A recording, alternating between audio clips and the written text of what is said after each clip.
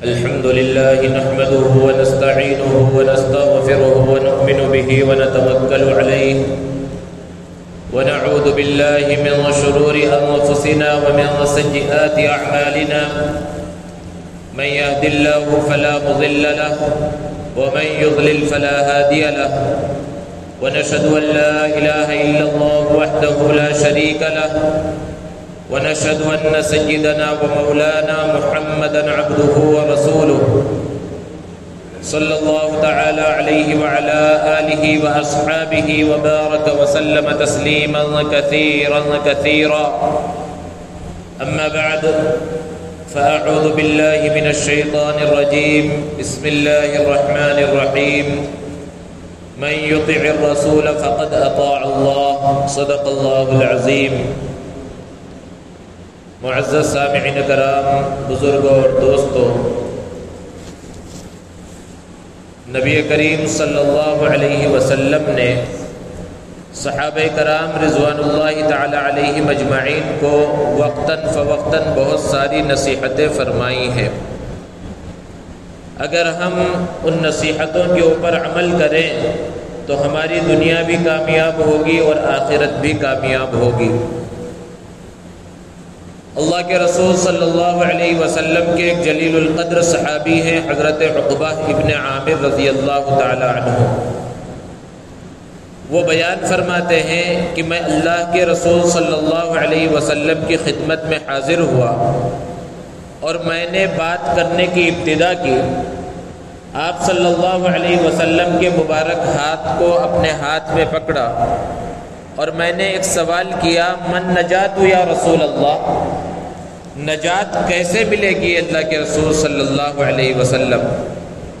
تو آپ صلی اللہ علیہ وسلم نے حضرت عقبہ ابن عامر رضی اللہ تعالی عنہ کو 7 نصیحتیں فرمائیں. یہ بڑی اہم نصیحتیں ہیں جو ہماری روزمرہ کی زندگی سے تعلق رکھنے والی ہیں. پہلی نصیحت فرمائی اللہ کے رسول صلی اللہ علیہ وسلم نے، احرص لسانک، اپنی زبان کی حفاظت کرو. یہ زبان اللہ رب العزت کی بہت بڑی نعمت ہے. ایک حدیث میں ہے اللہ کے رسول صلی اللہ علیہ وسلم نے ارشاد فرمایا، اذا اصبح ابن آدم، کہ جب انسان صبح کرتا ہے تو بدن کے سارے اعضاء ہاتھ جوڑ کر زبان کے سامنے کھڑے ہو جاتے ہیں اور اس سے کہتے ہیں کہ ہمارا وجود تمہاری وجہ سے ہے. فَإِنِ اسْتَقَمْتَ اسْتَقَمْنَا، اگر تم ٹھیک رہی تو ہم ٹھیک رہیں گے. وَإِنِ اعْوَجَجْتَ اعْوَجَجْنَا، اور اگر تم بگڑ گئی تو ہم سب بگڑ جائیں گے. جب لڑائی جھگڑا کسی سے ہوتا ہے، بات کیسے بڑھتی ہے؟ کبھی انسان کمزور ہو تو مار کھا لیتا ہے، یا طاقتور ہے تو کسی کو مار دیا. جب مار کھاتا ہے، کسی کو گالی دی، تو زبان وجہ بنی بدن کے دوسرے اعضاء پر مار پڑنے کا. تو یہ زبان اللہ رب العزت کی بہت بڑی نعمت ہے. دوسری حدیث میں اللہ کے رسول صلی اللہ علیہ وسلم نے ارشاد فرمایا، تم مجھے 2 جبڑوں کے درمیان کی چیز یعنی زبان اور 2 ٹانگوں کے درمیان کی چیز یعنی شرمگاہ کی حفاظت کی ضمانت دو، میں تمہیں جنت کی ضمانت دیتا ہوں. یعنی انسان اپنی زبان کی حفاظت کرے تو اللہ کے رسول صلی اللہ علیہ وسلم نے ضمانت دی ہے کہ اسے جنت ملے گی. یہ زبان کا مقام و مرتبہ ہے، اور اس زبان کے صحیح استعمال کی وجہ سے، تھوڑا سا صحیح استعمال کی وجہ سے کتنے اس کے مقامات بلند ہو جاتے ہیں. حضرت ابو موسیٰ اشعری رضی اللہ تعالی عنہ فرماتے ہیں کہ اللہ کے رسول صلی اللہ علیہ وسلم سفر میں تھے، میں بھی سفر میں تھا، سواری پر تھا، اور میں لا حول ولا قوت الا باللہ العلی العظیم کا ورد کر رہا تھا، اس کو پڑھ رہا تھا. اللہ کے رسول صلی اللہ علیہ وسلم میرے قریب آئے، پوچھا ابو موسیٰ کیا پڑھ رہے ہو؟ میں نے کہا لا حول ولا قوت الا باللہ العلی العظیم، جس کے معنی ہے کہ نیکی کرنے کی طاقت اور برائی سے بچنے کی طاقت صرف اللہ رب العزت دینے والے ہیں. تو اللہ کے رسول صلی اللہ علیہ وسلم نے ارشاد فرمایا کہ یہ جنت کے خزانوں میں سے ایک خزانہ ہے. یعنی انسان لا حول ولا قوت الا باللہ بولنے میں کتنا وقت لگا، کتنی محنت صرف ہوئی، معمولی محنت صرف ہوئی، لیکن پیارے آقا صلی اللہ علیہ وسلم نے کیا فرمایا کہ اس کے کہنے کی وجہ سے جنت کے اندر تمہارے لیے خزانہ جمع ہو رہا ہے. اللہ کے رسول صلی اللہ علیہ وسلم جب معراج کے سفر پر تشریف لے گئے، آپ نے پورا واقعہ سن رکھا ہے. جب حضرت ابراہیم علیہ السلام سے ملاقات ہوئی تو حضرت ابراہیم علیہ السلام نے کہا کہ جب آپ واپس تشریف لے جانا تو اپنی امت کو میری طرف سے 2 تحفے دینا. پہلا تحفہ کہ میری جانب سے اپنی امت کو سلام پہنچا دینا. ہم سب اللہ کے رسول صلی اللہ علیہ وسلم کی امت میں ہیں اور حضرت ابراہیم علیہ السلام نے ہم سب کو بھی سلام بھیجا ہے. ہم جواب دیتے ہیں وعلیکم السلام ورحمۃ اللہ وبرکاتہ. یہ بہت بڑی نعمت ہے کہ ایک نبی نے سلام بھیجا ہے. اور دوسرا تحفہ اپنی امت کو یہ دینا کہ انہیں جا کر بتلانا کہ اللہ رب العزت نے جو جنت بنائی ہے وہ بہت خوشنما ہے، بہت بڑی ہے، اس کا پانی میٹھا ہے، عذبۃ الماء، پانی بہت میٹھا ہے، لیکن وَأَنَّهَا قِيعَانٌ، جنت چٹیل ہے، چٹیل میدان ہے، اس کے اندر کوئی درخت نہیں ہے، کوئی چھاؤں نہیں ہے، کچھ نہیں ہے، لیکن اس کے اندر جو طرح طرح کی نعمتیں آئیں گی وہ کیسے آئیں گی؟ فرمایا وَأَغْرَاسُهَا سُبْحَانَ اللَّهِ وَالْحَمْدُ لِلَّهِ وَلَا إِلَٰهَ إِلَّا اللَّهُ وَاللَّهُ أَكْبَرُ. کہ جنت جو چٹیل میدان ہے اس میں درخت، پھل اور پھول لگیں گے سبحان اللہ والحمد للہ ولا الہ الا اللہ واللہ اکبر کہنے سے جو تیسرا کلمہ ہم پڑھتے ہیں. تو یہ حضرت ابراہیم علیہ السلام نے تحفہ حضور اکرم صلی اللہ علیہ وسلم کے واسطے سے اس امت کو بھیجا. اس تیسرے کلمے کے پڑھنے میں کتنا وقت لگتا ہے؟ زبان ہی کا استعمال ہو رہا ہے، صحیح استعمال ہو رہا ہے. ہم ایک مرتبہ سبحان اللہ کہیں، الحمدللہ کہیں، لا الہ الا اللہ کہیں، اللہ اکبر کہیں، لا حول ولا قوت الا باللہ کہیں، جنت میں درخت ہمارے واسطے لگتے جا رہے ہیں، جنت کے خزانے ہمارے واسطے تیار ہوتے جا رہے ہیں. یہ زبان کو جب صحیح استعمال کرتے ہیں تو اس کا فائدہ ظاہر ہوتا ہے. اور ایک حدیث میں اللہ کے رسول صلی اللہ علیہ وسلم نے ارشاد فرمایا کہ اگر کسی انسان کے گناہ سمندر کے جھاگ کے برابر ہو اور وہ صبح کے وقت میں سبحان اللہ العظیم وبحمدہ 100 مرتبہ پڑھ لے، اللہ تبارک و تعالی اس کے سارے گناہوں کو معاف فرما دے گے. اس سے مراد صغیرہ گناہ ہے. اسی کو بخاری شریف کی آخری حدیث میں امام بخاری رحمۃ اللہ علیہ نے نقل فرمایا، پیارے آقا صلی اللہ علیہ وسلم نے ارشاد فرمایا کلمتان حبیبتان الی الرحمن خفیفتان علی اللسان ثقیلتان فی المیزان، کہ 2 کلمے ہیں اللہ رب العزت کو بہت زیادہ پسند ہے، زبان پر بہت ہلکے یعنی بولنے میں کوئی دشواری نہیں، ثقیلتان فی المیزان، لیکن وہ ترازو جو قیامت میں قائم ہوگا اس میں وہ بڑے بھاری ہوں گے، بڑے وزنی ہوں گے. وہ کیا ہیں؟ سبحان اللہ وبحمدہ سبحان اللہ العظیم. کہ ہم اگر صبح شام سبحان اللہ وبحمدہ سبحان اللہ العظیم کہہ لیں تو نیکیوں کے اندر نام اعمال میں خوب اضافہ ہوتا چلا جاتا ہے. تو زبان کے صحیح استعمال کی وجہ سے انسان اعلیٰ مراتب، اعلیٰ مقام حاصل کرتا ہے. اس زبان کا صحیح استعمال کرنا ضروری ہے، زبان کو سچائی کے اندر استعمال کرنا ضروری ہے. اللہ کے رسول صلی اللہ علیہ وسلم نے ارشاد فرمایا ان الصدق ینجی والکذب یہلک. زبان کی بہت ساری ذمہ داریاں ہیں، سب سے بڑی ذمہ داری سچ بولنا ہے. سچائی نجات دلاتی ہے، جھوٹ انسان کو ہلاک کر دیتا ہے. آپ نے بارہا ایک واقعہ سن رکھا ہوگا. اللہ کے رسول صلی اللہ علیہ وسلم کے پاس ایک شخص آیا، اس نے کہا کہ آپ کا پیغام، آپ کی دعوت مجھے بہت پسند آئی ہے، میں آپ پر ایمان قبول کرنا چاہتا ہوں، لیکن میں بہت سارے گناہوں میں مبتلا ہوں، وہ سارے گناہ نہیں چھوڑوں گا، لیکن چونکہ آپ کی محبت میرے دل میں پیدا ہو گئی ہے، آپ پر ایمان لا رہا ہوں، آپ کے کہنے کی وجہ سے کوئی ایک گناہ چھوڑ دوں گا. 4 بڑے گناہ میں کرتا ہوں. میں شراب کا عادی ہوں، میں زنا کا عادی ہوں، میں چوری کر کے اپنی زندگی گزارتا ہوں، میں جھوٹ بولتا رہتا ہوں، لیکن یہ سارے گناہ اسلام لا کر بھی نہیں چھوڑوں گا۔ آج اگر کوئی شخص مسجد میں آئے اور کسی امام سے، کسی مولوی مفتی سے یہ کہے بھائی مجھے چوری کی اجازت دو، مجھے زنا کی اجازت دو، تو امام تو چھوڑیے، لوگ جو ہے اسے لاٹھی لے کر باہر بھگائیں گے، چاہے وہ خود ان گناہوں میں مبتلا ہو، کیونکہ ایسی بات کرنا، ایسی بات سننا ہی لوگ پسند نہیں کرتے، وہ بھی مسجد کے اندر۔ لیکن وہ اللہ کے رسول صلی اللہ علیہ وسلم تھے، آپ صلی اللہ علیہ وسلم حلیم اور بردبار تھے۔ آپ نے بہت ہی بردباری کے ساتھ اس کی اس بات کو سنا اور کہا کہ اچھا تم میری خاطر ایک چیز چھوڑنا چاہتے ہو، صرف جھوٹ بولنا چھوڑ دو، باقی سارے گناہ کرتے رہو۔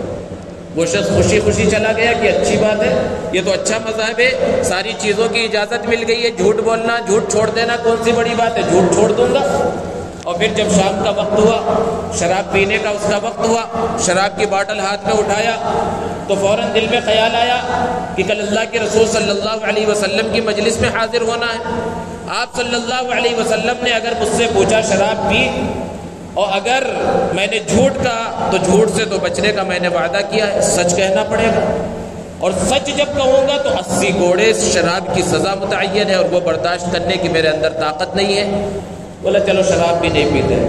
پھر اس کے بعد زنا کا داعیہ پیدا ہوا، پھر خیال آیا کہ اللہ کے رسول صلی اللہ علیہ وسلم کی مجلس کے اندر حاضر ہوں گا تو آپ پوچھیں کہ زنا کیا تھا تو جھوٹ تو بول نہیں سکتا، کیونکہ جھوٹ کو چھوڑنے کا وعدہ کیا ہے، اور سچ بولوں گا تو سخت ترین زنا کی سزا ہے، وہ میں برداشت نہیں کر سکتا۔ پھر اس کے بعد اور رات ہوئی، اپنے چوری کے اوزار کو اٹھایا، چوری کے واسطے نکلنا چاہا۔ پھر خیال آیا کہ کل کے دن اگر اللہ کے رسول صلی اللہ علیہ وسلم نے مجھ سے پوچھ لیا تم نے چوری کی تھی تو جھوٹ تو بول نہیں سکتا، اور اگر اقرار کر لیا تو میرے ہاتھ کو کاٹ دیا جائے گا، اور پھر چوری کا ارادہ بھی ملتوی کر دیا۔ اور جیسے ہی صبح ہوئی، دوڑتا ہوا اللہ کے رسول صلی اللہ علیہ وسلم کی خدمت میں حاضر ہوا اور عرض کیا اللہ کے رسول صرف ایک جھوٹ کے چھوڑنے کی وجہ سے 3 بڑے گناہوں سے میں بچ گیا۔ تو جھوٹ ایسی خطرناک چیز ہے، اسی لیے کہا جاتا ہے کہ جو آدمی جھوٹا ہوتا ہے پھر ایک جھوٹ کو سچ کرنے کے واسطے 100 جھوٹ بولنے پڑتے ہیں۔ اور اگر انسان سچائی کا ارادہ کر لے تو ہو سکتا ہے ابتدائی مرحلے میں کچھ تکلیفیں آئیں، کچھ پریشانیاں آئیں، لیکن آخر کار انجام کار اسے فائدہ ہی ہوگا، کیونکہ حدیث میں اللہ کے رسول صلی اللہ علیہ وسلم نے فرما دیا، آپ صلی اللہ علیہ وسلم نے حکم دیا امت کو، فرمایا علیکم بالصدق، تم سچائی کو لازم پکڑو، فإن الصدق یہدی الی البر، کیونکہ سچائی نیکی کی طرف لے جاتی ہے، وإن البر یہدی الی الجنہ، اور نیکی انسان کو جنت تک پہنچا دیتی ہے۔ آگے فرمایا وما يزال الرجل يصدق ويتحرى الصدق حتى يكتب عند الله صديقا، کہ ایک آدمی ہے جو برابر سچ بولتا ہے، سچ کی فکر میں لگا رہتا ہے تو اللہ کے رجسٹر میں اسے سچوں میں لکھ دیا جاتا ہے۔ پھر فرمایا وَإِيَّاكُمْ وَالْكِذْبَ، جھوٹ سے بچو، فَإِنَّ الْكِذْبَ يَهْدِي إِلَى الْفُجُورِ، کیونکہ جھوٹ انسان کو گناہ کی طرف لے جاتا ہے، وَإِنَّ الْفُجُورَ يَهْدِي إِلَى النَّارِ، اور گناہ انسان کو جہنم تک لے جاتا ہے۔ پھر فرمایا وَمَا يَزَالُ الرَّجُلُ يَكْذِبُ وَيَتَحَرَّى الْكِذْبَ حَتَّى يُكْتَبَ عِندَ اللَّهِ كَذَّابًا، اور ایک آدمی ہے جو جھوٹ بولتا، ہمیشہ جھوٹ کی فکر میں لگا رہتا ہے تو اللہ کے رجسٹر میں اسے جھوٹا لکھ دیا جاتا ہے۔ تو پہلی نصیحت فرمائی اپنی زبان کی حفاظت کرو، زبان کو سچائی میں استعمال کرو، اس زبان کے ذریعے کسی کو برا بھلا مت کہو، کسی کو گالی مت دو، کسی کو برے نام سے مت پکارو۔ قرآن مجید میں اللہ رب العزت نے بیان فرمایا وَلَا تَنَابَزُوا بِالْأَلْقَابِ، لوگوں کو غلط نام سے، برے نام سے، یعنی جس نام سے وہ پکارا جانا پسند نہیں کرتے ایسے نام سے مت پکارو، یہ بھی زبان کا غلط استعمال ہے اگر کسی کو غلط نام سے پکارا جا رہا ہے۔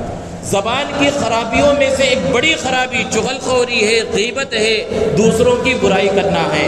قرآن مجید میں اللہ رب العزت نے فرمایا لا یغتب بعضکم بعضا، تم میں سے کوئی کسی دوسرے کی غیبت نہ کرے۔ غیبت کو بیان فرمایا غیبت کیا ہے، ایحب احدکم ان یأکل لحم اخیہ میتا، مرے ہوئے بھائی کا گوشت کھانے کے برابر اللہ کے رسول صلی اللہ علیہ وسلم نے قرار دیا ہے۔ اور پھر یہ غیبت یہ حقوق العباد میں سے آتا ہے، کسی کی غیبت کر دی تو صرف توبہ سے بھی معاف نہیں ہوگا۔ تو زبان کے صحیح استعمال میں یہ ساری چیزیں ہیں۔ تو پہلی نصیحت حضرت عقبہ ابن عامر رضی اللہ تعالی عنہ کو جو اللہ کے رسول صلی اللہ علیہ وسلم نے فرمائی وہ اس زبان کی حفاظت کے بارے میں تھے۔ دوسری نصیحت فرمائی وَلْيَسَعْكَ بَيْتُكَ، اور تمہارا گھر کشادہ ہونا چاہیے۔ اس کے دو مطلب محدثین نے بیان فرمائے۔ ایک مطلب تو یہ ہے کہ انسان اپنے گھر میں زیادہ سے زیادہ رہے، کسب معاش کے واسطے، ضرورت کے واسطے گھر سے باہر جائے تو جلدی گھر واپس لوٹے۔ اور دوسرا مطلب محدثین نے بیان فرمایا کہ گھر تھوڑا بڑا ہو تاکہ آسانی کے ساتھ گھر کے تمام افراد رہ سکیں۔ اب اگر اس حدیث کو بیان کیا جائے تو ذہن کے اندر یہ بات آتی ہے کہ گھر بڑا ہوگا، عالی شان ہوگا، یہ تو دنیا سے محبت کی نشانی ہے۔ اللہ کے رسول صلی اللہ علیہ وسلم ایک مرتبہ مدینے کی گلی سے صحابہ کے ساتھ گزر رہے تھے، دیکھا ایک عالی شان گھر بنا ہوا ہے، گھر کے اوپر جو ہے قبہ بنا ہوا ہے، گنبد کی شکل جو ہے بڑا خوبصورت زیب و زینت کے ساتھ وہ گھر بنایا گیا ہے۔ آپ صلی اللہ علیہ وسلم نے پوچھا یہ کس کا گھر ہے؟ صحابہ نے بتایا فلاں صحابی کا گھر ہے۔ آپ نے زبان سے کچھ نہیں کہا، تھوڑا سا ناپسندیدگی کا اظہار کیا، پھر مسجد نبوی تشریف لائے، پھر وہ صحابی جب آئے آپ صلی اللہ علیہ وسلم کو سلام کیا، آپ نے سلام کا جواب نہیں دیا، کچھ بھی کہا نہیں، بس سلام کا جواب نہیں دیا۔ وہ صحابہ تھے، اللہ کے رسول صلی اللہ علیہ وسلم کو جاننے والے تھے، وہ سمجھ گئے کہ اللہ کے رسول صلی اللہ علیہ وسلم مجھ سے ناراض ہے۔ دوسرے صحابہ سے پوچھا کہ مجھ سے کیوں ناراض ہے؟ تو لوگوں نے بتلایا کہ تمہارا گھر دیکھا تھا، اسی وقت سے اللہ کے رسول صلی اللہ علیہ وسلم ناراض ہے۔ فوراً گئے، پورے گھر کو توڑ دیا، زمین کے برابر کر دیا، اتنا بڑا کام کر دیا، خوشی خوشی آ کے بتلایا بھی نہیں کہ میں نے جس گھر کو دیکھ کر آپ کو ناراضگی ہوئی تھی میں نے وہ گھر توڑ دیا ہے۔ خاموش بیٹھ گئے، گھر توڑ دیا۔ اللہ کے رسول صلی اللہ علیہ وسلم کا پھر ادھر سے گزر ہوا، دیکھا تو خوشی کا اظہار کیا۔ تو ایک طرف تو یہ حدیث مبارکہ ہے، ایک طرف اللہ کے رسول صلی اللہ علیہ وسلم نصیحت کر رہے ہیں حضرت عقبہ ابن عامر کو کہ وَلْيَسَعْكَ بَيْتُكَ، تمہارا گھر کشادہ ہونا چاہیے۔ دونوں کے اندر محدثین نے تطبیق اس طرح دی ہے کہ گھر کشادہ ہو، بڑا ہو، کیوں؟ کیونکہ اللہ کے رسول صلی اللہ علیہ وسلم نے حدیث مبارکہ میں بیان فرمایا کہ جب تمہارے بچے 10 سال کی عمر کو پہنچ جائیں، بچے ہوں بچیاں ہوں، تو ان کا بستر الگ کر دو۔ گھر اگر بالکل تنگ ہوگا، صرف چھوٹا سا گھر ہوگا، ایک ہی کمرہ اس کے اندر ہوگا، اس کی کے اندر شوہر بیوی بھی ہوں گے، بچے بڑے ہو جائیں گے تو ان کا بستر الگ کیسے کیا جائے گا؟ تو اگر کوئی تنگ دست ہے، کسی کے پاس بڑا گھر لینے کی طاقت نہیں ہے، اس حدیث کی روشنی میں اپنی زندگی کے رخ کو موڑنے کی ضرورت ہے۔ انسان کوشش کرے گا، فیصلہ اللہ کی طرف سے ہوگا، وہ کوشش کرے، دعا کرے، محنت کرے کہ اللہ رب العزت مجھے کشادہ اور بڑا گھر عطا فرمائے تاکہ وہ پردے کے لحاظ کے ساتھ اللہ کے رسول صلی اللہ علیہ وسلم کے حکموں کو پورا کرتے ہوئے میں اپنی زندگی گزار سکوں۔ تو دوسری نصیحت یہ فرمائی کہ تمہارا گھر کشادہ ہونا چاہیے تاکہ پردے کی رعایت کے ساتھ، سکون اور اطمینان کے ساتھ تم اپنے گھر کے اندر رہ سکو۔ اور پھر اس کے بعد اللہ کے رسول صلی اللہ علیہ وسلم نے حضرت عقبہ ابن عامر رضی اللہ تعالی عنہ کو تیسری نصیحت فرمائی اور ارشاد فرمایا وَابْكِ عَلَىٰ خَطِيئَتِكَ، اپنے گناہوں پر رویا کرو، کوئی غلطی ہو جائے اللہ کے سامنے رو۔ ایک حدیث میں اللہ کے رسول صلی اللہ علیہ وسلم نے ارشاد فرمایا کہ 3 آنکھیں ایسی ہیں جن پر جہنم کی آگ کو اللہ تبارک و تعالیٰ نے حرام قرار دے دیا ہے۔ ایک وہ آنکھ ہے جو اللہ کے راستے میں شہید ہو گئی، یعنی انسان جہاد کے اندر گیا تھا، آنکھ پھوٹ گئی کسی حملے کی وجہ سے، زخم کی وجہ سے، اس آنکھ کو اللہ رب العزت جہنم کے اندر داخل نہیں فرمائیں گے۔ تو جب آنکھ کو نہیں داخل فرمائیں گے تو پورے جسم کی حفاظت ہو گئی، پورا جسم ہی جہنم میں داخل ہونے سے محفوظ ہو گیا۔ اور دوسری وہ آنکھ جو مسلمان لشکر کی حفاظت کی خاطر نیند سے بچی ہوئی رہی، یعنی نیند اس کی آنکھوں کے اندر نہ آئی۔ اللہ کے رسول صلی اللہ علیہ وسلم نے جو الفاظ استعمال فرمائے ہیں کہ مسلمان لشکر کی حفاظت کی خاطر جس نے اپنی آنکھوں میں نیند کا سرما لگا دیا، یعنی سویا نہیں، اپنی نیند کو قربان کر دیا تاکہ دوسرے مسلمانوں کی حفاظت ہو سکے، ایسی آنکھ پر اللہ رب العزت نے جہنم کو حرام قرار دیا ہے۔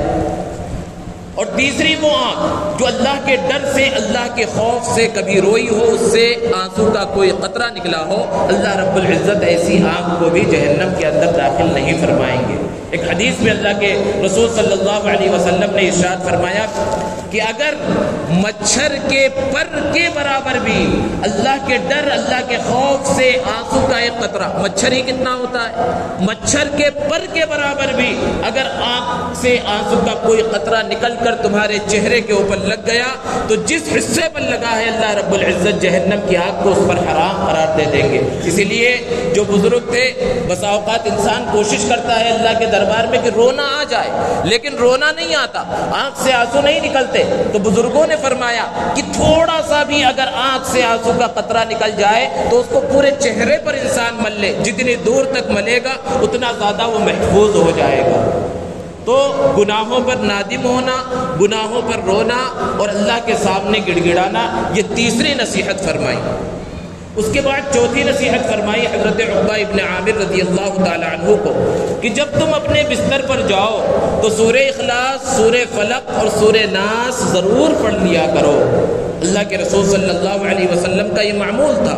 حضرت عائشہ صدیقہ رضی اللہ تعالی عنہا فرماتی ہیں کہ آپ صلی اللہ علیہ وسلم جب بستر پر تشریف لاتے تو معوذات یعنی قل هو اللہ احد، قل اعوذ برب الفلق، قل اعوذ برب الناس پڑھتے، اور بعض روایتوں میں معوذتین یعنی قل اعوذ برب الفلق اور قل اعوذ برب الناس، ان دو صورتوں کا تذکرہ ہے۔ اور ایک حدیث میں اللہ کے رسول صلی اللہ علیہ وسلم نے فرمایا کہ یہ جو معوذات ہیں یعنی یہ آخر کی جو صورتیں ہیں، یہ جسمانی اور روحانی بیماریوں سے شفا اور نجات کا ذریعہ ہے۔ اگر انسان کو کوئی بھی تکلیف ہو تو لوگ جو ہے پریشان ہوتے ہیں، ان سے دعا کرانا ہے، ان سے دعا کرانا ہے، ضرور دعا کرانا چاہیے، لیکن آپ خود بھی دعا کر سکتے ہیں۔ یہ صورتیں یاد ہوتی ہیں، خود پڑھ کر اپنے اوپر دم کر لے، جہاں تک ہاتھ پہنچ سکتا ہے پھونک کر وہاں تک ہاتھ جو ہے پھیر لے، اس سے انشاءاللہ آپ کو شفا ملے گی۔ اللہ کے رسول صلی اللہ علیہ وسلم نے فرمایا کہ اس سے جادو یعنی قل اعوذ برب الفلق، قل اعوذ برب الناس، ان دو صورتوں کے ذریعے جادو اگر کسی پر کر دیا گیا ہے تو اس سے بھی شفا ملے گی۔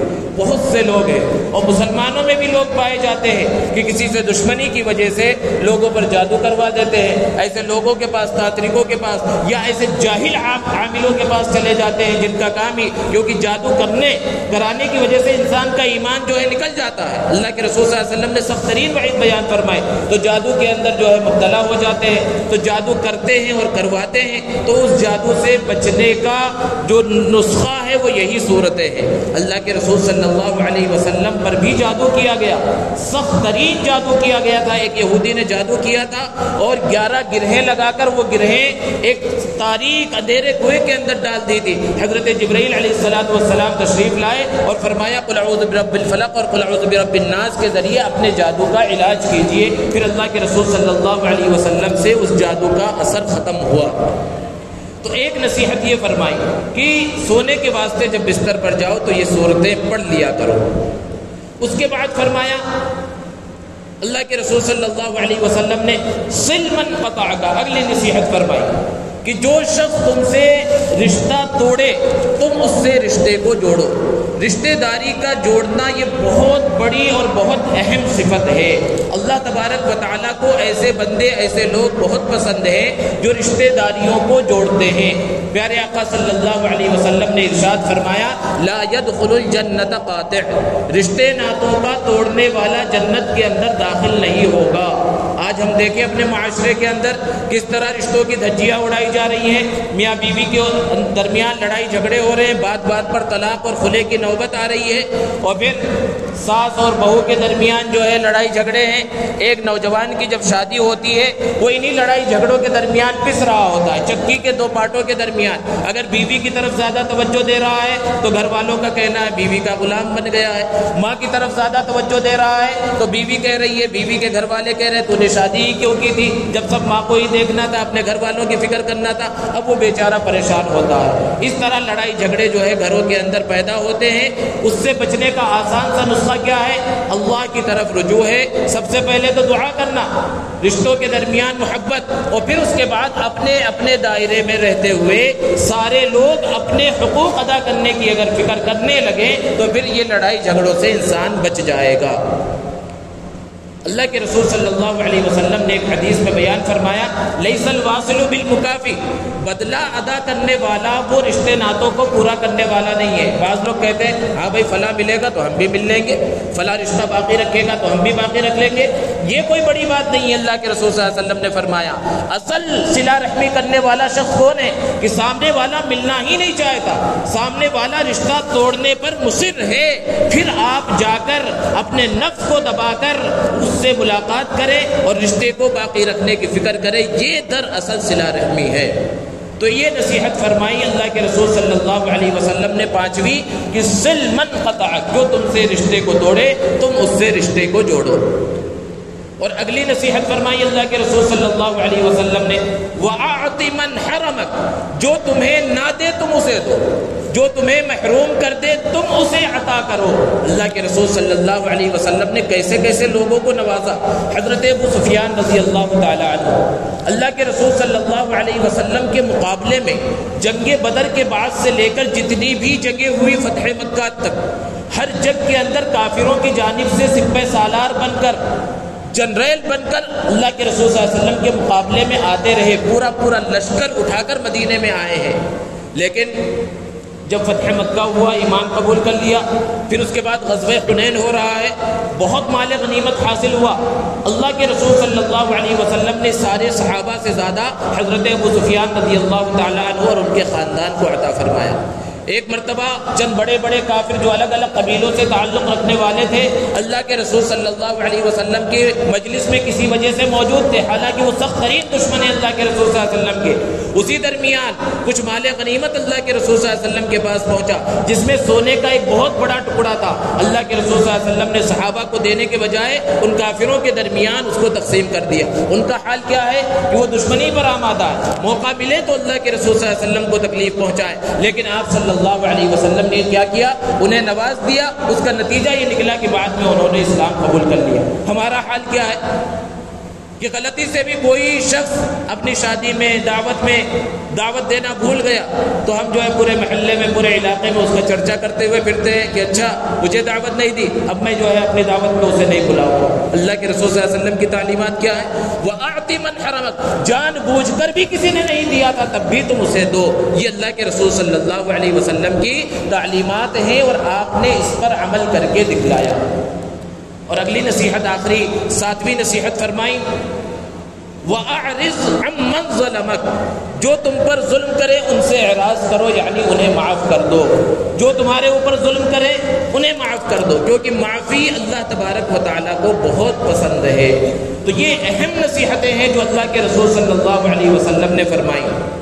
حضرت ابو ہریرہ رضی اللہ تعالیٰ عنہ بیان فرماتے ہیں کہ ایک مرتبہ اللہ کے رسول صلی اللہ علیہ وسلم تشریف فرماتے، آپ صلی اللہ علیہ وسلم نے عرض کیا چند باتیں میں بتانا چاہتا ہوں، کوئی ہے جو اس کو قبول کرے، کوئی ہے جو اس کو اچھے سے یاد کرے؟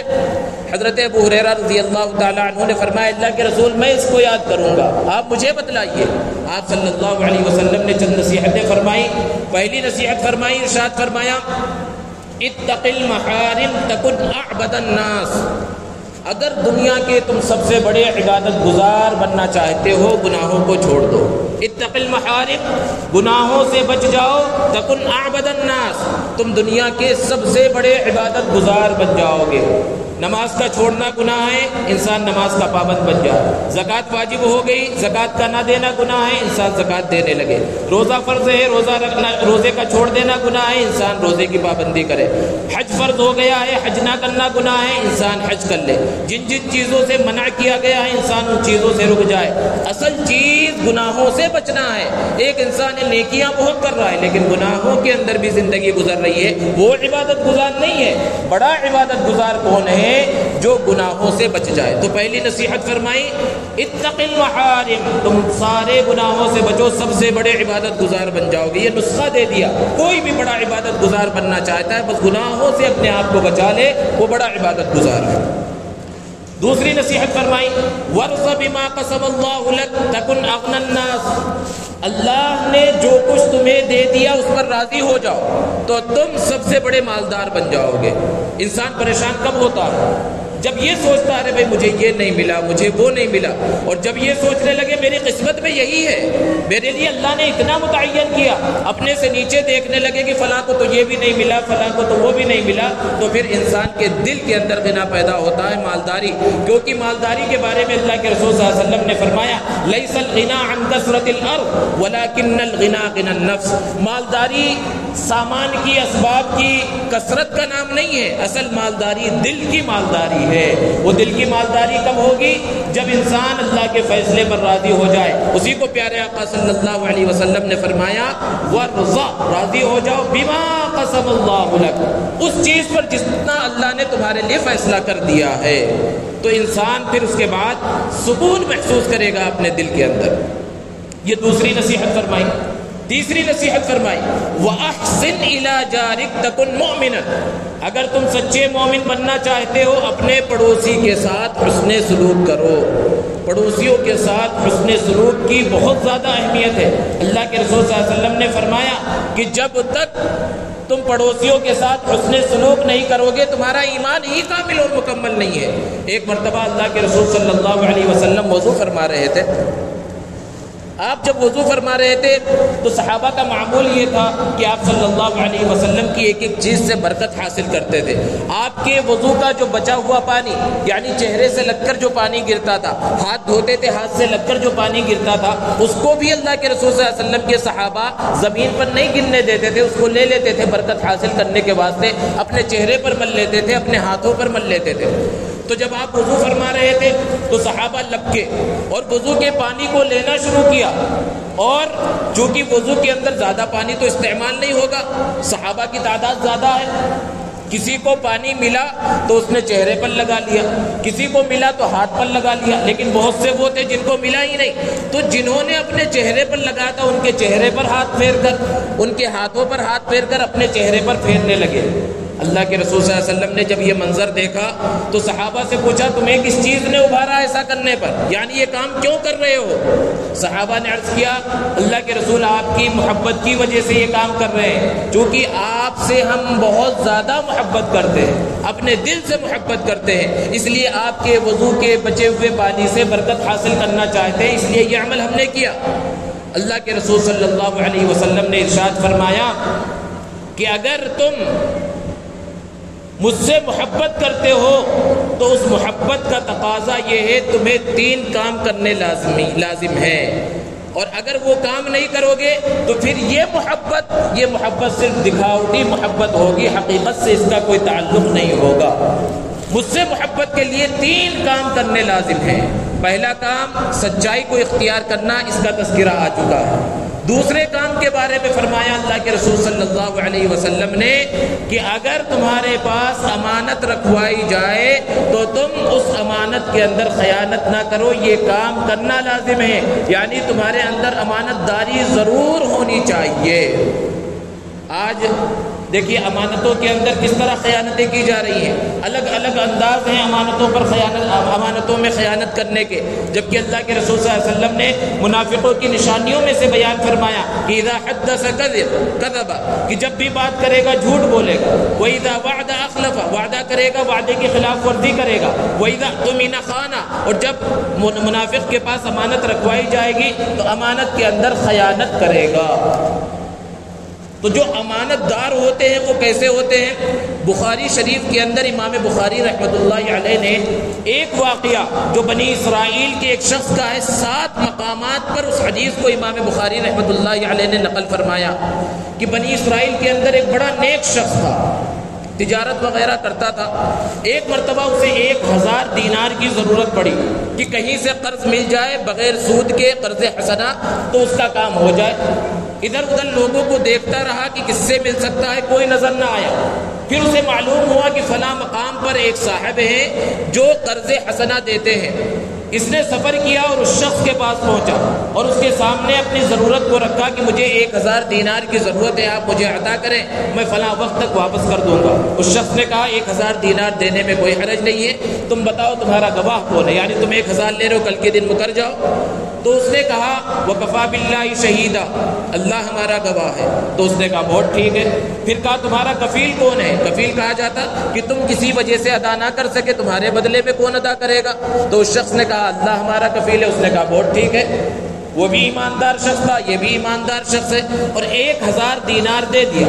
وقت متعین ہو گیا کہ فلاں وقت واپس کرنا ہے۔ یہ شخص اپنے علاقے میں آ گیا، اپنی ضرورت کو اس نے انجام دیا، اور جب وہ قرض ادا کرنے کی تاریخ قریب آنے لگی اس نے 1000 دینار جمع کیا تاکہ وقت پر اس کو ادا کر دے، اور 1000 دینار جمع کرنے کے بعد ادا کرنے کے واسطے چلا۔ راستے میں دریا پڑتا تھا اور دریا کو عبور کرنے کے واسطے کشتی پر سوار ہو کر جانا پڑتا تھا۔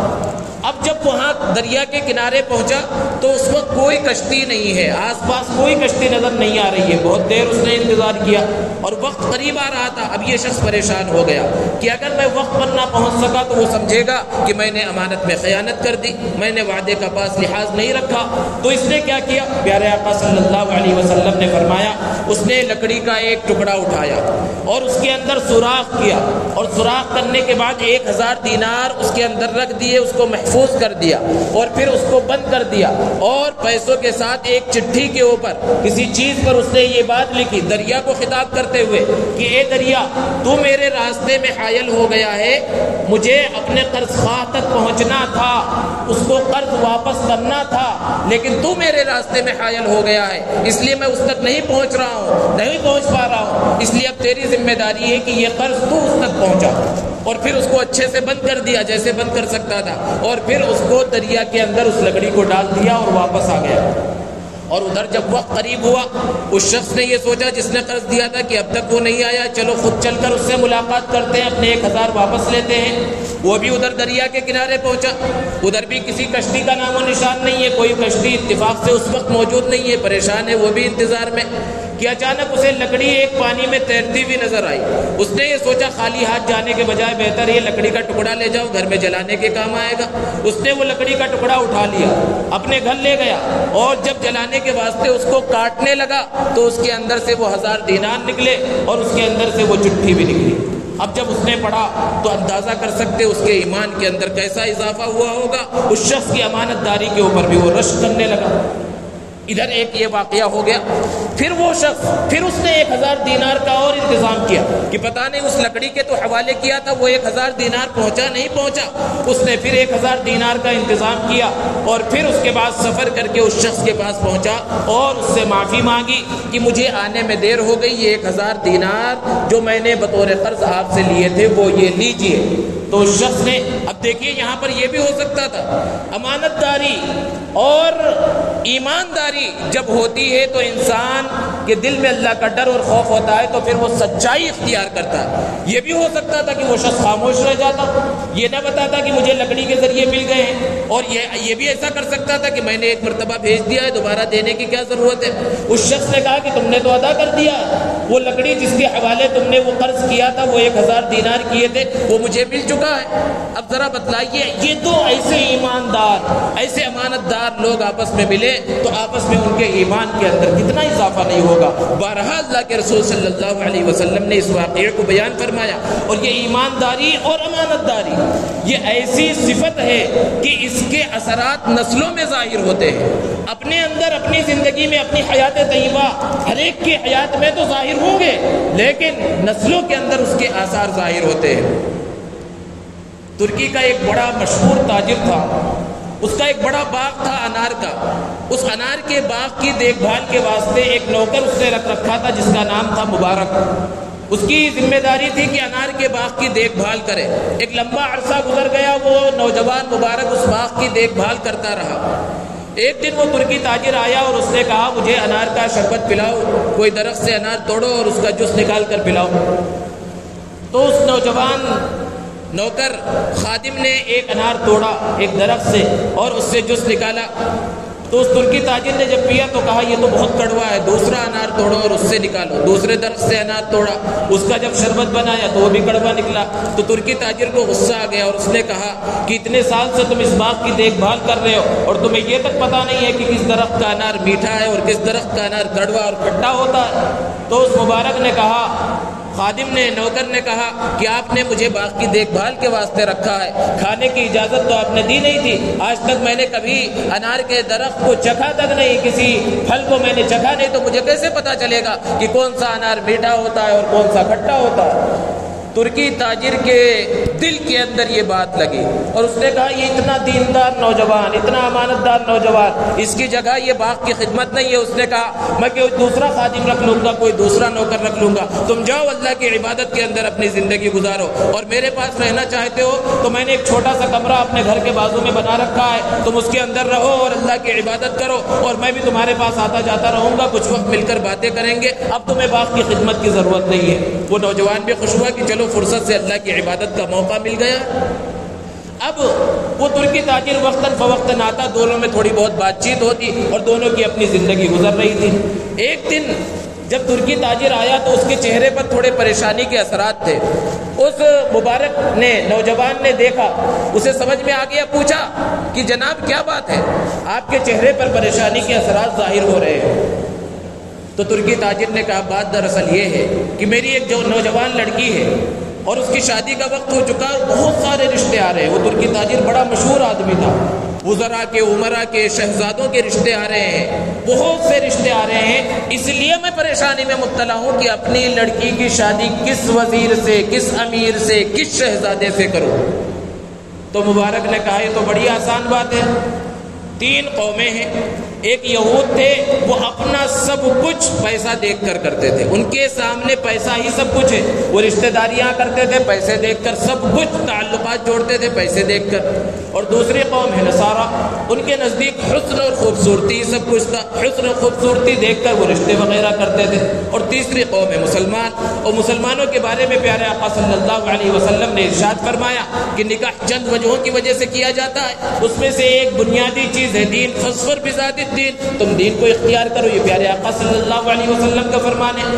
آپ کے لیے تو مسئلہ بہت آسان ہے کہ بہت سے رشتے آ رہے ہیں، ان عمراء، وزراء اور شہزادوں میں سے جو سب سے زیادہ دیندار ہے اس کو اپنی بیٹی کا رشتہ دے دے، بہت آسان سی بات ہے۔ ترکی تاجر کے ذہن میں بھی یہ بات بیٹھ گئی اور سکون اس نے محسوس کیا اور گھر گیا، اپنی بیوی سے کہا کہ مجھے معاملے کا حل معلوم ہو گیا ہے کہ ان وزراء، عمراء اور شہزادوں میں سے جو سب سے زیادہ دیندار ہے، اب ہم دیکھتے ہیں کون سب سے زیادہ دیندار ہے۔ تو ترکی تاجر کی بیوی نے کہا اگر ہمیں دینداری ہی دیکھنی ہے تو کیوں نہ اس مبارک سے، اس نوجوان سے ہی اپنی بیٹی کا نکاح کر دے۔ ترکی تاجر نے بھی اس بات کو پسند کیا اور اس کے سامنے نکاح کا پیغام رکھا، بہرحال دونوں کا نکاح ہو گیا۔ پھر کچھ دنوں کے بعد ترکی تاجر کا انتقال ہو گیا اور اس کی یہ اکلوتی بیٹی تھی، اس لیے اس کی ساری جائیداد اس بیٹی کے پاس آ گئی، اور بیٹی کے پاس جب آئی تو سب جو شوہر کے پاس آ گئی۔ اب یہ مبارک جو ایک زمانے میں باغ کی رکھوالی کر رہا تھا، باغ کی دیکھ بھال کر رہا تھا، اب وہ بہت بڑا مالدار شمار کیا جا رہا ہے۔ پھر ان کے یہاں ایک لڑکے کی ولادت ہوئی۔ اب جب بچہ پیدا ہوگا اسے مالدار گھرانے کے اندر، جس کے پاس باغات ہیں، مال و دولت کی ڈھیر ہے، تو سونے کا چمچہ لے کر وہ پیدا ہوا، گویا کہ کہتے ہیں فلاں سونے کا چمچہ لے کر پیدا ہوا ہے۔ تو اس انداز میں وہ بچہ پیدا ہوا، بچے کا نام عبداللہ رکھا گیا۔ اور پھر جب وہ بڑا ہوا، عیش و عشرت میں پڑ گیا، ناچ گانے میں پڑ گیا، شراب کباب کے اندر پڑ گیا، اور جب جوانی کے آغاز میں پہنچا وہ بالکل آوارگی کی زندگی گزارنے لگا، چونکہ پیسے کی تو کمی ہے نہیں ہے۔ باغات کے اندر اس کے دوستوں کی محفلیں سج رہی ہیں، جام پر جام لٹائے جا رہے ہیں، ناچ گانے کی محفلیں ہو رہی ہیں، سارنگی بجائی جا رہی ہے، سب کچھ ہو رہا ہے۔ ادھر ماں باپ پریشان ہیں، خود تو بڑے دیندار تھے، ہمیشہ بیٹے کی فکر ہے کہ یہ کس راستے پر نکل پڑا ہے۔ پھر ایک دن ایسا ہوا، اللہ نے ہر ایک کے توبہ کا ایک وقت مقرر کر رکھا ہے۔ ایک دن ایسا ہوا کہ دوستوں کی محفل لگی ہوئی ہے، شراب کباب کی محفلیں ہیں، سب کچھ ہے، شراب بھی موجود ہے، جام بھی موجود ہے۔ اس نے سارنگی اٹھائی بجانے کے واسطے کہ وہیں پر اس کے کانوں میں یہ آیت کریمہ پڑھی، أَلَمْ يَأْنِ لِلَّذِينَ آمَنُوا أَن تَخْشَعَ قُلُوبُهُمْ لِذِكْرِ اللَّهِ، کیا اب بھی ایمان والوں کے واسطے وہ وقت نہیں آیا ہے کہ ان کے دل اللہ کے سامنے جھک جائے؟ اس عبداللہ کی زندگی فوراً بدل گئی، اور پھر دوڑتا ہوا وہ ساری محفلیں وہ مجلسیں چھوڑتا ہوا فوراً وہ اپنے والد کے پاس مبارک کے پاس آیا اور کہا کہ اب تک آپ کے پیسوں پر بہت عیش میں نے کر لی، آپ مجھے 20,000 دینار دیجئے، اب میں اپنی تجارت کرنا چاہتا ہوں۔ جیسے ہی باپ نے یہ سنا بڑا خوش ہوا، کیونکہ باپ بھی مالدار باپ بھی یہ نہیں چاہتا کہ بیٹا صرف عیش و عشرت میں چاہے باپ کے پاس کتنا بھی پیسہ ہو اس کے پیسوں پر زندگی گزارے۔ ہمیشہ جو باپ ہوتا ہے چاہے مالدار ہی وہ یہ چاہتا ہے کہ بیٹے کے اندر کچھ ہنر ہو، خود سے کمانے کا جذبہ اس کے اندر ہو۔ 20,000 دینار خوشی خوشی دیے، اور یہ نوجوان نکل پڑا۔ باپ سے تو کہا تھا تجارت کے واسطے جا رہا ہوں، لیکن علم کے حاصل کرنے کے واسطے نکلا، بڑے بڑے علماء کے پاس پہنچا علم حاصل کرنے کے واسطے۔ 2 سال کے بعد واپس آیا۔ 2 سال کے بعد جب واپس پہنچا، باپ سے ملاقات ہوئی، باپ نے پوچھا اچھا واپس آ گئے ہو؟ 20,000 دینار لے کر گئے تھے۔ 20,000 دینار کوئی معمولی رقم نہیں ہے، دینار سونے کے سکے کو کہا جاتا ہے، اشرفی کو۔ کتنا کما کر لائے ہو؟ کون سی تجارت کر کے آئے ہو؟ بیٹے نے جواب دیا ابا جان تجارت تنجیکم من عذاب علیم، میں ایسی تجارت کر کے آیا ہوں جو آپ کو دردناک عذاب سے بچا لے گی۔ اور پھر بتایا میں تو علم کے حاصل کرنے میں لگا ہوا تھا، اور پھر عرض کیا کہ ابا جان میں اور علم حاصل کرنا چاہتا ہوں، مجھے اور 20,000 دینار دیجیے۔ باپ نے اور 20,000 دینار دیے، اور پھر وہ علم حاصل کرنے کے واسطے بغداد پہنچا، اور اس وقت کے امام ابو حنیفہ رحمۃ اللہ علیہ سے جو ہے فقہ کا علم حاصل کیا، بڑے بڑے علماء کے سامنے پہنچا اور علم حاصل کیا۔ پھر اللہ رب العزت نے اتنا بڑا مقام و مرتبہ عطا فرمایا کہ پھر خود اس کا درس ہونے لگا، خود وہ بڑا استاد بن گیا۔ وہ بڑا استاد کیسے بنا؟ دنیا اسے عبداللہ ابن المبارک کے نام سے جاننے لگی کہ اس کا جب سبق ہوتا، حدیث کی مسند پر جب بیٹھتا، 40,000 شاگرد اس کے سبق کے اندر موجود رہتے۔ اب ذرا تصور کیجئے کہ ابھی یہ مسجد بھر جائے اور کسی وجہ سے مائک خراب ہو جائے تو پیچھے تک آواز جانا مشکل ہو جائے گا۔ 40,000 کا مجمع، اور اس زمانے میں جب مائک وغیرہ کی سہولت نہیں، تو تاریخی روایتوں کے اندر ہے کہ عبداللہ ابن مبارک وہ نوجوان جو ایک وقت عیش و عشرت کی زندگی، شراب و کباب کی زندگی گزار رہا تھا، آج وہ حدیث کا درس دے رہا ہے۔ 40,000 تک آواز پہنچانے کے واسطے 11,000 صرف مکبر ہیں۔ جیسے کبھی لائٹ وغیرہ چلی جائے تو امام اللہ اکبر کہتا ہے تو پیچھے سے بھی لوگ اللہ اکبر تاکہ پیچھے تک آواز پہنچے۔ عبداللہ ابن مبارک حدیث پڑھا رہے ہیں، 1100 لوگ صرف وہ ہوتے تھے جو ان کی بات ایک سے دوسرے تیسرے سن کر پیچھے تک پہنچایا کرتے تھے۔ یہ مقام اور یہ مرتبہ اللہ تبارک و تعالیٰ نے انہیں عطا فرمایا۔ وہ کیسا مقام کہ ہارون رشید کا زمانہ ہے۔ ہارون رشید اپنی اہلیہ کے ساتھ اپنے محل کے بالا خانے پر بیٹھا ہوا ہے کہ اچانک اسے شہر کے کنارے سے ایک زوردار آواز آئی۔ بادشاہ ڈر محسوس کیا کہ کہیں کسی کا حملہ تو نہیں ہو گیا، فوراً لوگوں کو بھیجا جا کر معلوم کرو یہ کیسا شور ہے۔ لوگ گئے دیکھنے کے واسطے، آ کر بتلایا کہ کوئی حملہ وغیرہ نہیں ہوا۔ بات دراصل یہ ہے کہ آج عبداللہ ابن مبارک رحمۃ اللہ علیہ اس شہر میں آنے والے تھے، لوگ ان کے استقبال کے واسطے باہر نکلے تھے، شہر کے کنارے پر گئے تھے۔ جب وہ وہاں پر پہنچے انہیں چھینک آئی تو انہوں نے الحمدللہ کہا، تو جواب میں پورے مجمع نے یرحمک اللہ کہا تھا، یہ اس کا شور ہے۔ اتنے لوگ، ہزاروں کا مجمع انہیں دعا کر رہا ہے اللہ آپ پر رحم فرمائے۔ تو اب ہارون رشید نے کہا کہ ایک ہم بادشاہ ہے جو محلوں کے اندر رہتے ہیں، اور یہ بادشاہ ہے جو حقیقی بادشاہ ہیں، جو لوگوں کے دلوں کے اوپر راج کرتے ہیں۔ اور پھر امام احمد ابن حنبل رحمۃ اللہ علیہ کا زمانہ ہے۔ امام احمد ابن حنبل کون ہے؟ 4 اماموں میں سے بڑے امام ہیں۔ سعودی کے اندر جو لوگ عموماً ہیں اور جو ائمہ کرام ہیں تقریباً ان کی تقلید کرتے ہیں، تو امام احمد ابن حنبل رحمۃ اللہ علیہ خود بہت بڑے امام ہیں، ایک دنیا ان کی اتباع کرنے والی ہے۔ لیکن حضرت عبداللہ ابن مبارک رحمۃ اللہ علیہ جب ان کے پاس پہنچتے تھے تو وہ اپنی مسند سے اٹھ جاتے تھے اور کہتے تھے مشرق اور مغرب کا امام آ گیا ہے۔ اتنا بڑا مقام مرتبہ عبداللہ ابن مبارک رحمۃ اللہ علیہ کو اللہ تبارک و تعالیٰ نے عطا فرمایا۔ بے شک ان کی اپنی محنت کا دخل ہے، لیکن ان کے ماں باپ کی جو امانت داری تھی، اس امانت داری کا اثر بیٹے کے اندر ظاہر ہو رہا ہے۔ تو جب زندگی کے اندر امانت داری ہوتی ہے تو پھر انسان کی نسلوں میں اس کے آثار ظاہر ہوتے ہیں۔ امانت داری سے ایمانداری آتی ہے، کیونکہ پیارے آقا صلی اللہ علیہ وسلم نے ارشاد فرمایا لا ایمان لمن لا امانت له، جس کے اندر امانت داری نہیں اس کے اندر ایمان بھی باقی نہیں ہے۔ تو اللہ کے رسول صلی اللہ علیہ وسلم نے لوگوں کی صحابہ کی محبت کو دیکھ کر فرمایا کہ محبت کا تقاضا یہ ہے کہ تمہیں 3 کام کرنے لازم ہیں. ایک تو ہے کہ سچائی اختیار کرنا لازم ہے، اور دوسرے امانت داری اختیار کرنا لازم ہے، اور تیسری چیز کہ تمہیں پڑوسیوں کا حقوق ادا کرنا لازم ہے. تمہارے واسطے پڑوسیوں کا احترام کرنا لازم ہے. اللہ کے رسول صلی اللہ علیہ وسلم کے پاس حضرت جبرائیل علیہ السلام بار بار تشریف لاتے، پڑوسیوں کے ساتھ حسن سلوک کی تاکید کرتے. اللہ کے رسول صلی اللہ علیہ وسلم نے ایک مرتبہ فرمایا کہ مجھے اندیشہ محسوس ہوتا ہے کہ کہیں پڑوسیوں کو بھی مال کے اندر وارث نہ بنا دیا جائے. کہ انسان کے مال کا وارث کون ہوتا ہے؟ اس کے حقیقی رشتہ دار ہوتے ہیں، لیکن پڑوسیوں کے ساتھ حسن سلوک کی اتنی زیادہ تاکید کی گئی کہ کہیں ایسا محسوس ہوتا ہے کہیں انہیں بھی مال کا وارث نہ بنا دیا جائے. اور پڑوسیوں کی 3 قسمیں.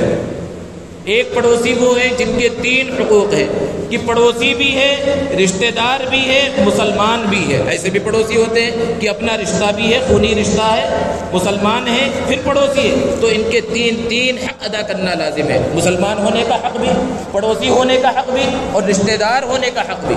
بعض پڑوسی وہ ہوتے ہیں جن کے 2 حق ہیں کہ رشتہ داری نہیں ہے، مسلمان ہے اور پڑوسی ہے، ان کے بھی حقوق ادا کرنا لازم ہے. اور بعض پڑوسی وہ ہیں جن کا 1 حق ہے کہ نہ تو وہ مسلمان ہے نہ رشتہ دار ہے، غیر مسلم ہے، لیکن ہے پڑوسی. ان کے حقوق بھی ادا کرنا لازم ہے، ان کے ساتھ حسن سلوک کرنا بھی لازم ہے. اللہ کے رسول صلی اللہ علیہ وسلم نے حضرت ابو ذر غفاری رضی اللہ تعالی عنہ سے فرمایا، ابو ذر جب سالن بناؤ تو سالن میں پانی زیادہ ڈال دو، شوربہ زیادہ بناؤ. کیوں؟ تاکہ اپنے پڑوسیوں میں بھی تقسیم کر دیا کرو. یہ ہے پڑوسیوں کے حقوق. تو اللہ کے رسول صلی اللہ علیہ وسلم نے حضرت ابو ہریرہ رضی اللہ تعالی عنہ کے سامنے جو نصیحت کی، اس کے اندر ارشاد فرمایا، وَأَحْسِنْ إِلَىٰ جَارِكَ تَكُنْ مُؤْمِنًا. پڑوسیوں کے ساتھ حسن سلوک کرو، تم سچے پکے مسلمان ہو جاؤ گے. چوتھی نصیحت فرمائی، وَأَحِبَّ لِلنَّاسِ مَا تُحِبُّ لِنَفْسِكَ. اور لوگوں کے لیے وہی پسند کرو جو تم اپنے لیے پسند کرتے ہو. کیا ہم میں سے کوئی شخص اس بات کو پسند کرتا ہے کہ اسے گالی دی جائے، اسے برا بھلا کہا جائے، اس کو برے ناموں سے پکارا جائے؟ جب ہم اپنے لیے ان سب چیزوں کو پسند نہیں کرتے تو دوسروں کے لیے یہ سب چیزیں کیسے پسند کر سکتے ہیں؟ اور اللہ کے رسول صلی اللہ علیہ وسلم نے ایک حدیث مبارکہ کے اندر بیان فرمایا، لا یؤمن احدکم حتی یحب لأخیہ ما یحب لنفسہ. کہ تم میں سے کوئی شخص اس وقت تک کامل مؤمن نہیں ہو سکتا جب تک کہ وہ اپنے مسلمان بھائی کے لیے بھی وہی چیز پسند نہ کرے جو اپنے لیے پسند کرتا ہے. تو ایک نصیحت یہ فرمائی. پھر اس کے بعد آخری نصیحت فرمائی، وَلَا تُكْثِرِ الضِّحْكَ. بہت زیادہ مت ہنسو، فَإِنَّ كَثْرَةَ الضِّحْكِ تُمِيتُ الْقَلْبَ. کیونکہ زیادہ ہنسی دل کو مردہ کرتی ہے. زیادہ ہنسی سے مراد کیا ہے؟ جہاں بیٹھے بس گپ شپ لگا، ایسا گپ شپ لگایا جا رہا ہے، خوب قہقہے مار مار کر ہنسا جا رہا ہے. مسکراہٹ اور تبسم جسے کہا جاتا ہے، یہ تو پسندیدہ چیز ہے. اللہ کے رسول صلی اللہ علیہ وسلم کا چہرہ مسکراتا ہوا رہتا تھا، لیکن صرف ہنستا رہے ہر جگہ پر. بعض لوگوں کا کام ہی صرف ہنسنا ہنسانا ہی ہوتا ہے. تو اللہ کے رسول صلی اللہ علیہ وسلم نے ارشاد فرمایا کہ اس سے دل مردہ ہو جاتا ہے، اور جب دل مردہ ہو جاتا ہے تو پھر قرآن مجید پڑھا جائے، حدیث مبارکہ پڑھی جائے، جنت کی نعمتوں کا تذکرہ ہو، جہنم کی ہولناکیوں کا تذکرہ ہو، پھر کسی چیز کا بھی اثر نہیں ہوتا. تو یہ چند نصیحتیں ہیں. 7 وہ نصیحتیں ہیں جو اللہ کے رسول صلی اللہ علیہ وسلم نے حضرت عقبہ ابن عامر رضی اللہ تعالی عنہ کو فرمائی. 5 وہ نصیحتیں ہیں جو اللہ کے رسول صلی اللہ علیہ وسلم نے حضرت ابو ہریرہ رضی اللہ تعالی عنہ کو فرمائی. اور 3 وہ نصیحتیں ہیں جس پر محبت کا دار و مدار فرمایا. یہ ایسی نصیحتیں ہیں جو ہماری روزمرہ کی زندگی سے تعلق رکھنے والی ہیں. ہمارے لیے یہ لازم ہے کہ جس طرح صحابہ کرام کا معمول تھا، ان کی کیفیت تھی کہ کوئی بھی بات اللہ کے رسول صلی اللہ علیہ وسلم کی سنتے، اس پر عمل کی نیت سے آگے بڑھتے، عمل کا جذبہ ان کے دلوں کے اندر پیدا ہوتا. ہم بھی کوشش کریں، عمل کی نیت کریں، عمل کے ارادے سے اٹھیں، تو اللہ رب العزت ہماری زندگیوں کے اندر، ہمارے مال کے اندر، ہماری جان کے اندر برکت پیدا فرمائیں گے. اللہ رب العزت ہمیں عمل کی توفیق عطا فرمائے، اور رمضان کے بقیہ ایام کی صحیح طرح سے قدر کرنے کی توفیق عطا فرمائے. وآخر دعوانا الحمد للہ رب العالمین.